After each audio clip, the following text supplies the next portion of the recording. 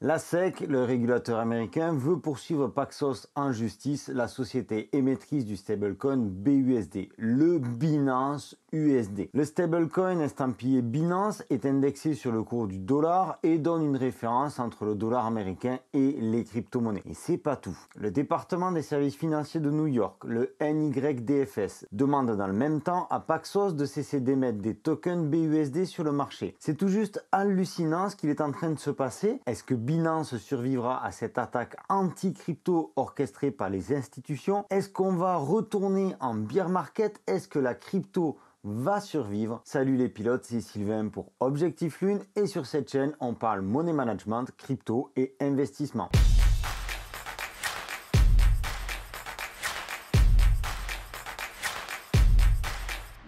Je vous avais promis une vidéo sur comment gagner de la crypto gratuitement. Je la décale un peu pour la fin de semaine. L'actualité autour de Binance et du BUSD étant brûlante, je me devais de vous informer de la situation. Si vous voulez être sûr de ne rater aucune vidéo, vous pouvez vous abonner ici. Le 21 février 2023, Paxos n'émettra plus un seul token BUSD. Et si vous en possédez, vous aurez jusqu'en février 2024 minimum pour les échanger. Du moins, c'est ce qu'assure Paxos. Paxos, qui est une société enregistrée à New York, émet des tokens en assurant un collatéral réel. Le PUSD est collatéralisé en dollars, le PAXG est quant à lui indexé sur le cours de l'or et le BUSD est également collatéralisé en dollars. Paxos bosse avec des boîtes comme Binance bien sûr, mais aussi PayPal ou Mercado Libre, une marketplace argentine. Le BUSD était le troisième plus gros stablecoin derrière l'USDC et l'USDT. Paxos avait conclu une sorte de contrat avec Binance dont les termes sont restés confidentiels. On sait que Paxos émettait le stablecoin BUSD au nom de Binance, en guise de branding, un peu comme on pose un nom sur un stade de foot ou de rugby. Et les deux géants se partageaient les gains liés à ce token.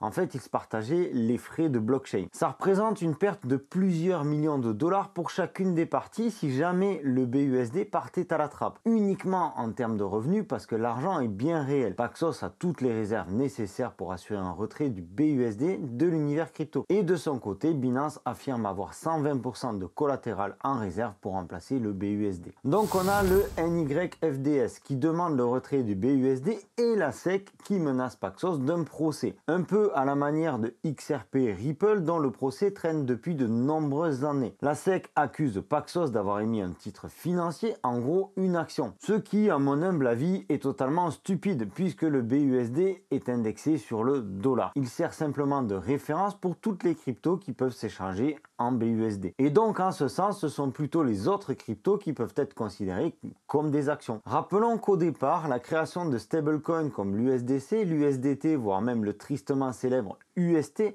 était destiné entre autres à donner un étalon aux cryptos. Le premier étalon dans l'univers crypto étant le Bitcoin, lui-même volatile, c'était pas super top pour suivre le cours des cryptos. Cela permet aujourd'hui à tous les utilisateurs d'avoir une référence beaucoup plus stable et connectée au monde réel en quelque sorte. Alors même si les fonctionnements des stablecoins peuvent être différents techniquement, leur emploi est aujourd'hui indispensable dans l'univers de la crypto-monnaie. Et cette action de la SEC pourrait être très dommageable pour les cryptos du monde entier. Qu'est-ce qui nous dit que demain la SEC va pas demander des comptes aux créateurs de l'USDC ou de l'USDT? Sans stablecoin, la crypto peut finir un peu à la dérive, sans référence, sans amarre. Pour autant, ne vous précipitez pas pour changer vos BUSD en USDC.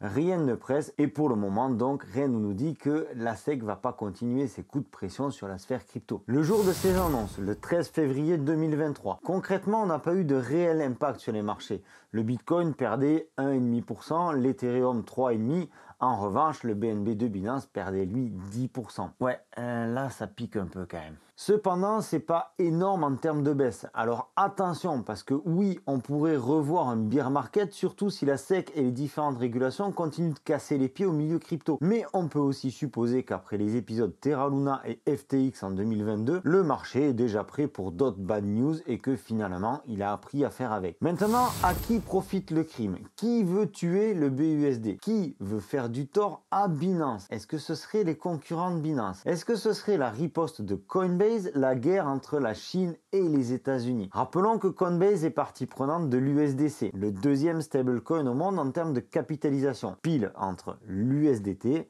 le premier, et le BUSD, le troisième. Ça pourrait être une piste intéressante, d'autant que d'un côté on a les États-Unis avec Coinbase qui verrouille et encadre de plus en plus la crypto. Et d'un autre côté on retrouve Hong Kong, la Chine avec Binance qui détend les régulations pour laisser entrer des capitaux chinois en crypto. Est-ce que c'est une petite vengeance du gouvernement américain? Rappelons qu'un tiers des membres du Congrès américain ont reçu des dons de la part de Sam Bankman-Fried, le fondateur de FTX, et que tout se passait bien jusqu'au jour où CZ, le patron de Binance, a allumé la mèche à propos de FTX sur son Twitter. 3 jours plus tard, FTX sombrait, laissant le Super Bowl orphelin et les sénateurs sans le sou. Comme on dit chez nous, peu cher.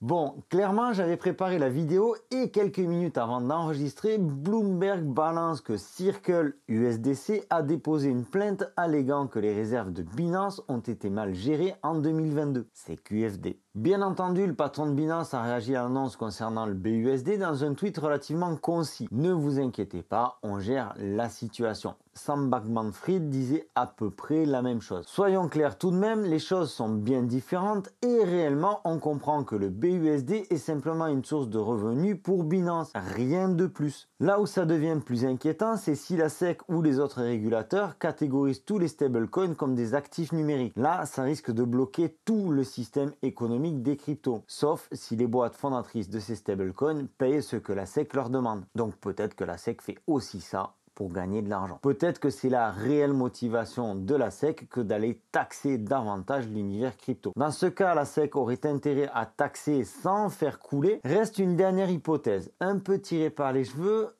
Quoique, les annonces au sujet du BUSD ont eu pour effet un afflux massif de BUSD vers les plateformes d'échange. Est-ce que cette annonce, cette enquête et cette interdiction d'émettre des BUSD seraient pas orchestrées pour mettre au grand jour certains comptes en sommeil et donc remonter jusqu'à leurs propriétaires? Pourquoi pas pour auditer les différents wallets de Binance par exemple? Parce que vous le savez, une fois qu'on a des mouvements sur la blockchain, tout est écrit, tout est traçable. Quoi qu'il en soit, on assiste à de grandes manœuvres chez les grands acteurs crypto en ce moment. Chacun avance son pion sur l'échiquier et aujourd'hui personne ne peut dire qui remportera la partie. Quant à nous qui sommes spectateurs de cette même partie, il convient de prendre du recul et de sécuriser autant que possible nos cryptos. Investissez par exemple dans une ledger et basculez vos cryptos des exchanges vers vos clés sécurisées. Cela vous permettra de dormir tranquille et de profiter des opportunités quand elles se présenteront. J'espère que cette vidéo vous aura été utile. C'était Sylvain pour Objectif Lune. Je vous souhaite une excellente continuation et je vous dis à très bientôt. Ciao!